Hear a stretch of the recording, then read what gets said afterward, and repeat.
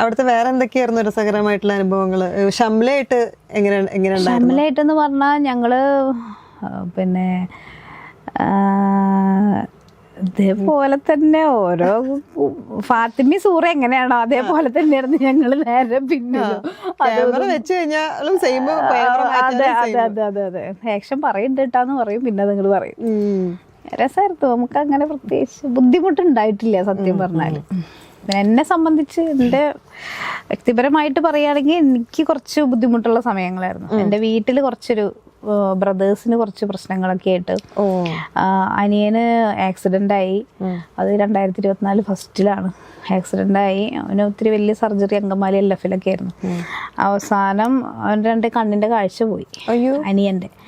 അപ്പോൾ അത് ആ ഒരു ടൈമിലായിരുന്നു എൻ്റെ മൂത്ത ആൾക്ക് ചേട്ടന് ചെറിയൊരു പ്രശ്നമൊക്കെ ആയി നോക്കുമ്പോൾ ബയോപ്സി ചെയ്യണം.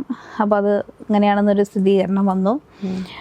അനിയനെ ഡിസ്ചാർജായി വീട്ടിൽ വന്ന് പിന്നെ ഏട്ടനായിട്ട് MCC-യിലായിരുന്നു സർജറി ഒക്കെ കഴിഞ്ഞ്. അതിൻ്റെ ഈ ഒരു ഇടയ്ക്കാണ് ഫെമിനിച്ചിയുടെ ഷൂട്ട് നടക്കുന്നത്. അപ്പോൾ അത് നമ്മളെ സംബന്ധിച്ച് മാനസികമായിട്ട് ഭയങ്കര ബുദ്ധിമുട്ടായിരുന്നു. എന്നാലും തുടങ്ങി വെച്ചതല്ലേ, പിന്നെ നമ്മളങ്ങോട്ട് കംപ്ലീറ്റ് ചെയ്യാന്നുള്ളതിൽ